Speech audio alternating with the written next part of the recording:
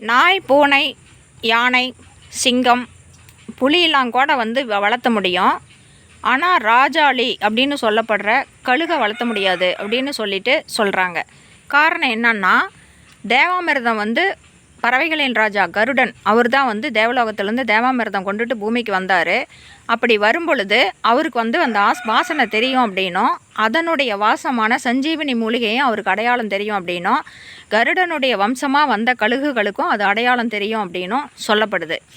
இப்போ அதுங்களை வசியப்படுத்த யாராலையும் கழுகை வளர்த்த முடியாது அப்படின்னு சொல்கிறாங்க.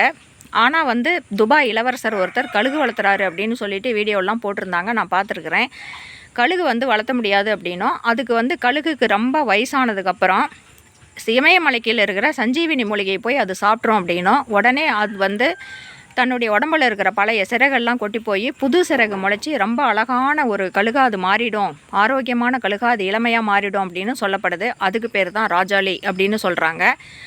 அந்த மாதிரி கழுகுங்களுக்கு அந்த சஞ்சீவினி மூலிகை அடையாளம் தெரியறதுனால இமயமலை பக்கம் இருக்கிற முனிவர்கள்லாம் அந்த கழுகுகளை தன்னுடைய தவ சக்தியால் வசியப்படுத்தி வச்சுட்டு அவங்க அந்த கழுகுகள் மூலமாக தான் சஞ்சீவினி மூலிகையை சாப்பிட்டுட்டு அவங்களாம் 300 வருஷம் 400 வருஷம் 500 வருஷம் 1000 வருஷம் வாழ்கிறாங்க அப்படின்னு எங்கள் ஊர் பக்கம் சொல்கிறாங்க. இது உண்மையாக பொய்யான்னு எனக்கு தெரியாது. எங்கள் தென்னை மரம் ஒன்று ரொம்ப உயரமாக இருக்குதுங்க, அதுக்கு ஒரு 100 வருஷம் இருக்கும்னு நினைக்கிறேன். அது மேலே யாரும் ஏறமாட்டாங்க. அதுவாக தேங்காய் விழுந்துடும். தேங்காய்லாம் நிறையா காய்க்கும், ஆனால் அதுவாக விழுந்தாதான். அதில் அந்த ராஜாளி பறவை கூடு கட்டியிருக்குது.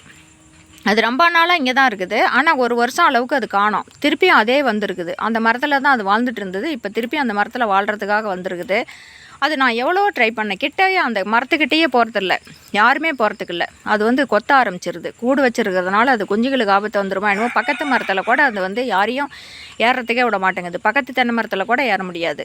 அப்படி அது ரவுண்டு கட்டி பட்டையை கிளப்புதுன்னு சொல்லுவாங்க இல்லைங்களா, அது மாதிரி அது அந்த சுற்றி 4-5 மரம் வச்சுருக்குது. யாருமே அந்த மரத்துக்கிட்ட போவோ ஏறவோ கூடாது. அதிகாரமாக வந்துட்டு இருக்குது அந்த கழுகு ராஜாளி.